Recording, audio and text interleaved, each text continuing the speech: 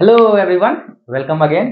तो हम लोग लाइट के फिफ्थ वीडियो में आ चुके हैं और आज का जो हमारा टॉपिक था वो था हमारा रिफ्लेक्शन ऑफ लाइट। क्लियर है? अच्छा, reflection of sorry laws of reflection था हमारा आज का टारगेट और उसी चीज को हम लोग आज कवर भी करेंगे। दो बेसिक लॉज होते हैं रिफ्लेक्शन के जो कि ऑलवेज वैलिड होते हैं। क्लियर है बात? तो बिना टाइम वेस्ट किए हम लोग शुरुआत करते हैं कि रिफ्लेक्शन, लॉज ऑफ रिफ्लेक्शन क्या होता है। चलिए जरा देखते हैं हम लोग सबसे पहले। क्लियर है? जरा देखते हैं लॉज ऑफ रिफ्लेक्शन। क्लियर है? Laws of reflection. तो रिफ्लेक्शन के लॉ पढ़ने से पहले एक बार थोड़ा सा ओवरव्यू कर लेते हैं हमने लास्ट क्लास में क्या देखा था। क्लियर है? चलो इस चीज को देखो। हमने ये देखा था कि अगर हमारे पास ये कोई एक रिफ्लेक्टिंग सरफेस है, मान लेते हैं एक्स ओ वाई, ठीक है। दूसरा, इस पे जो एक लाइट आ रहा है मान लेते हैं इंसिडेंट कर रहा है, इसको इंसिडेंट रे हमने कहा था। ये इंसिडेंट रे था। ये क्या था? ये रिफ्लेक्टेड रे था। इस पे एक परपेंडिकुलर ड्रॉ किया था हमने, इसे नॉर्मल बोला गया था। ठीक, इन दोनों के बीच के एंगल को एंगल ऑफ इंसिडेंस आई बोला गया था। इन दोनों के बीच के एंगल ऑफ को एंगल आर बोला गया था। क्लियर है? और आपसे एक क्वेश्चन दिया गया था, आपको एक क्वेश्चन बोला गया था कि आपको ये बताना है दिस एंगल इज व्हाट, इस एंगल को क्या बोलते हैं। तो इस एंगल का नाम है ग्लेंसिंग एंगल। क्या है? ग्लेंसिंग एंगल। क्लियर है बात? इस एंगल का नाम है ग्लेंसिंग एंगल। नहीं पता तो आज समझ लो। अब अगर तुमसे बोलता है कि डिफाइन ग्लेंसिंग एंगल, ग्लेंसिंग एंगल किसको बोलते हैं ना, या फिर ग्लेंसिंग एंगल बोलो या एंगल ऑफ ग्लेंस बोलो, एंगल ऑफ इंसिडेंस बोलो या इंसिडेंस एंगल बोलो, दोनों बात है ही है। तो ग्लेंसिंग एंगल, अच्छा देखो, कभी कभी कभी कभी तुमसे है ना क्वेश्चन घुमा देगा। कैसे घुमाएगा? अभी हम लोग लॉज ऑफ रिफ्लेक्शन देखेंगे तो उसमें तुमसे अगर ग्लेंसिंग एंगल का डेफिनेशन पूछे तो क्या हो सकता है, पहले इस बात को दिमाग में रखो और हम लोग आगे इसी वीडियो में डिस्कस करते हैं ग्लेंसिंग एंगल का डेफिनेशन क्या हो। क्लियर है? तो ये समझ में आया? हमने लास्ट क्लास में इतना तक तो किया था। ठीक है, चलो आज का जो हमारा मेन टारगेट है वो है लॉज ऑफ रिफ्लेक्शन को देखना। तो सबसे पहली बात तो हम लोग ये समझते हैं कि लॉज ऑफ रिफ्लेक्शन। क्लियर है? ये है हमारा आज का टॉपिक। और बेसिकली दो लॉज हैं हमारे पास रिफ्लेक्शन के। सबसे पहला लॉज कौन सा है? पहला लॉज है हमारा, पहला क्या बोलता है? एंगल ऑफ, बचपन से पढ़ते आ रहे हैं, incidence, angle of incidence is equals to angle of reflection. Angle of incidence is equals to angle of, that is angle I is equals to angle R and this is valid always. मतलब अगर कहीं reflection हो रहा है तो ये law valid होगा। पहला पहला लॉ। दूसरा लॉ क्या बोलता है? इंसिडेंट रे, incident ray, reflected ray, normal, all lies in the same plane, वो भी same plane at the point of incidence. देखो जरा एक चीज को समझो, मेरी बात को समझो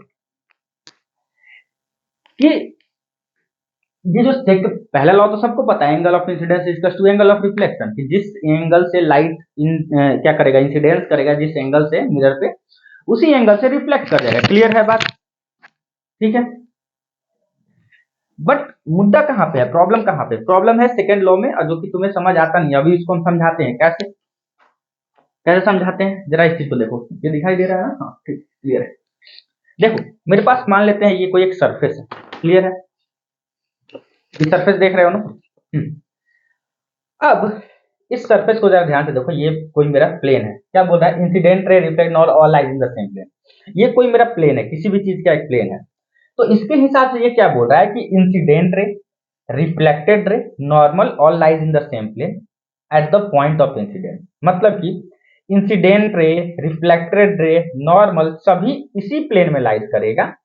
ठीक, इसी प्लेन में लाइट करेगा, मतलब इंसिडेंट रे भी हमारा इसी प्लेन में कहीं ना कहीं होगा, रिफ्लेक्टेड रे भी हमारा इसी प्लेन में कहीं ना कहीं होगा, और क्या बोला है, नॉर्मल भी हमारा इसी प्लेन में कहीं ना कहीं होगा, और तीनों तीनों कहाँ लाइट करेंगे, all light in the same plane at the point of incidence. तीनों किस जगह पे मिलेंगे, पॉइंट ऑफ इंसिडेंस के पास। जैसे कि मान लेते हैं मेरे पास ये पूरा क्या है, ये पूरा एक प्लेन है, तो इंसिडेंट रे मान लो ऐसे आया, reflected ray, normal, all lies in the same plane. कहने का मतलब कि इंसिडेंट रे अगर इधर आ रहा है तो रिफ्लेक्टेड रे इस प्लेन के बाहर नहीं जाएगा, इससे बाहर नहीं जाएगा, ठीक है, इस पूरे बोर्ड से बाहर नहीं जाएगा। All lies in the same plane कहने का मतलब क्या हुआ कि वो प्लेन जितना बड़ा है ना वो उतना ही में रहेगा। ऐसा नहीं हो सकता कि इंसिडेंट रे यहाँ से आया ना तो इस प्लेन को पार करता हुआ चला जाएगा, वो उसी में रहेगा। और तीनों कहाँ मिलकर रहेगा, तो तीनों मिलकर रहेगा eight the point of incidence. For example ये रखा है हमने, ये रहा इंसिडेंट रे। अगर अगर हम इसको इमेजिनरी टर्म में देखें, मान लेते हैं, चलो यहाँ पे ऐसे रखा हुआ है, ऐसे incident ray, reflected ray, normal, all lies in the same plane at the point of incidence. कहने का मतलब क्या है कि ये जो सब है ना हमारा, ये इसका एक प्लेन है, ठीक है, ये इसका एक प्लेन है और तीनों इसी लाइन में करेगा। ये इंसिडेंट रे हो गया, ये रिफ्लेक्टेड रे हो गया, और ये नॉर्मल हो गया, तीनों एक ही प्लेन में लाइट कर रहा है। कहने का मतलब है कि वो उसी चीज के बीच में लाइट कर रहा है। ये इससे बाहर, जैसे कि अगर ये इसके प्लेन से बाहर रिफ्लेक्टेड रे नहीं जा सकता, ये इधर नहीं जाएगा। क्लियर है बात? चलो इतना समझ में आया। अब एक दो छोटे छोटे सवाल देखते हैं कि इसमें है क्या, इसमें बोलता क्या है। Angle of incidence equal to angle of reflection. कहने का मतलब क्या है सर, कहने का मतलब यही है कि अगर हम, कोई मेरे पास एक मिरर है, अब रिफ्लेक्शन ऑफ लाइट के लिए थोड़ा मैंने मिरर नहीं पढ़ा है, बट मिरर अगला वीडियो में आएगा, तो सब समझो। मिरर होने के लिए मान लेते हैं मेरे पास ये कोई एक, बचपन से पढ़ते आ रहे हो तो इतना तो समझ ही सकते हो, ठीक है, क्लियर है, मिरर है, और ऐसे लाइट इस पे इंसिडेंट किया, ये चला गया, ठीक, और तुमको बोल दिया गया कि ये 60 डिग्री है, क्लियर है, ये 60 डिग्री पे इंसिडेंट किया है। तो बताओ एंगल ऑफ रिफ्लेक्शन कितना होगा। अगर एंगल आई है हमारा 60 degree, then R, angle R भी हमारा 60 डिग्री होगा बाय लॉ। यही बोलता है, क्लियर है बात, यही बोलता है, ज्यादा कुछ है नहीं है लॉज ऑफ रिफ्लेक्शन के अंदर। एक चीज और, एक छोटा सा सवाल का जवाब अपने से ढूंढो इस चीज में। एक छोटा सा क्वेश्चन देते हैं, क्वेश्चन कुछ ऐसे देते हैं,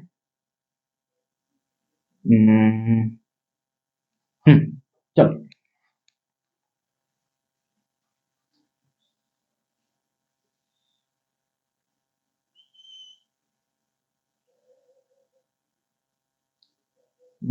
ये ले लो तुम 30 डिग्री, ठीक है, और इसका नाम ले लो A B C D E.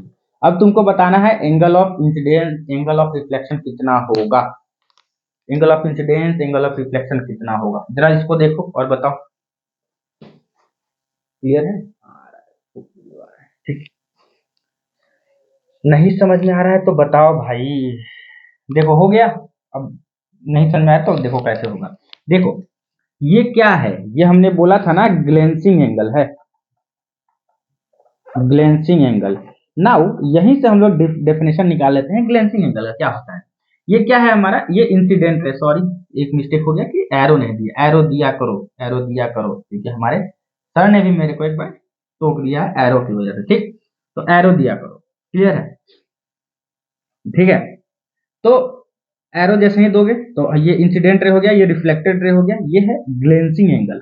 अब यहां से डेफिनेशन निकालो ग्लेंसिंग एंगल क्या होता है, कि ग्लेंसिंग एंगल वो एंगल होता है जो इंसिडेंट रे सरफेस के साथ बनाता है, या फिर रिफ्लेक्टेड रे सरफेस के साथ, ये ग्लेंसिंग एंगल कहलाता है। क्लियर है ना बात? अरे ये एक स्ट्रेट लाइन है, लीनियर पेयर फॉर्म होगा, 180 डिग्री आना चाहिए ना, हाँ समझो जरा।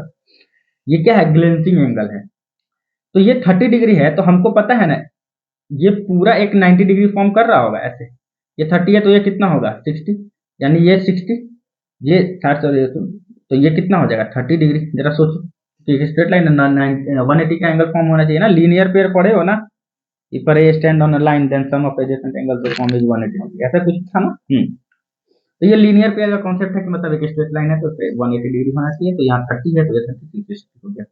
तुम्हें फंस जाओगे, अगर बढ़िया से अगर सवाल मिल गया ना तो इसमें फंस जाओगे अगर इस टाइप का क्वेश्चन हो तो। बस ध्यान रखना कि ये ग्लेंसिंग एंगल दिया हुआ है, ठीक है, ये क्या है हमारा ग्लेंसिंग एंगल होता है ऐसे, और यही तुमको हम बोल दें कि ये 60 डिग्री है तो ये कितना हो जाएगा 30 डिग्री, फिर ये 30 डिग्री, फिर ये 60 डिग्री हो जाएगा, 7 120, 120 100 180। समझ में आया ना? तो ये था कुछ लॉज ऑफ रिफ्लेक्शन से रिलेटेड कुछ बातें। एक दो चीज और समझ लो, एक दो चीज और समझ लो, रेगुलर रिफ्लेक्शन क्या होता है और इरेगुलर रिफ्लेक्शन क्या होता है।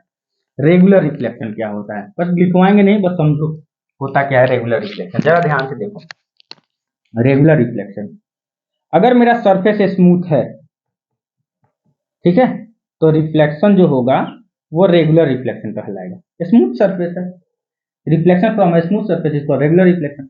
और यही मेरा अगर सरफेस थोड़ा सा क्या है इरेगुलर सरफेस है, तो जो मेरा रिफ्लेक्शन होगा वो क्या होगा इरेगुलर रिफ्लेक्शन होगा। क्लियर है बात? अब जरा एक चीज, मेरा एक सवाल है, question, question, does law of reflection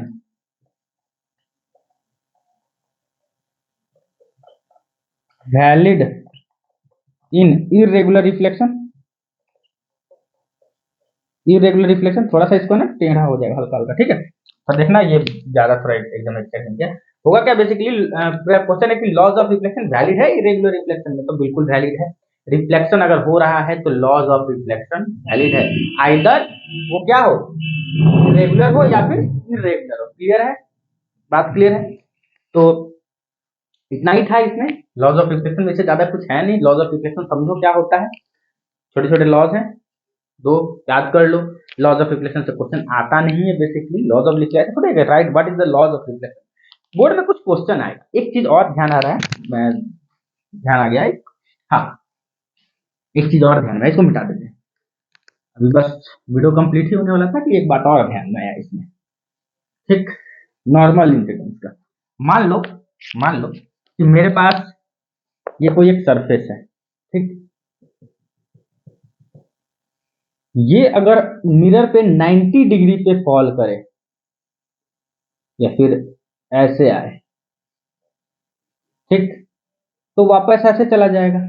मतलब अगर तुम मिरर रखे हो उस परपेंडिकुलर लाइट गिराओगे, परपेंडिकुलर, तो जिस रास्ते से लाइट आएगा ना उसी रास्ते से वापस चला जाएगा। और इसको क्या बोलते हैं थोड़ा सर्च करो और कमेंट करो, ठीक है। वैसे हम इसको और कभी और अच्छे से और बताएंगे, बट ये समझो कि इसको बोलते हैं नॉर्मल इंसिडेंस, कि परपेंडिकुलरली गिरा है लाइट तो 0 डिग्री पे फॉल करेगा, तो जीरो। लॉज ऑफ रिफ्लेक्शन क्या होता है, जिस एंगल पे आओगे उसी एंगल पे जाओगे, ठक वापस उसी टाइम सीधा चला गया। मतलब इसमें तुमको कोई रिफ्लेक्शन शो नहीं होगा। इस चीज को करके भी दिखाया जा सकता है लेजर से ही, बस लेजर पे ना स्ट्रेट लाइन पे दिखाना, तुमको रिफ्लेक्शन नहीं दिखाएगा 90 डिग्री। क्लियर है बात? तो मिलते हैं नेक्स्ट वीडियो में, जिसमें हम लोग आगे के चीजों के ऊपर बात करेंगे, जिसमें पढ़ेंगे मिरर क्या होते हैं, कितने टाइप्स ऑफ मिरर होते हैं। क्लियर है बात? मिलते हैं नेक्स्ट वीडियो में, till then take care, have a good day, thank you so much.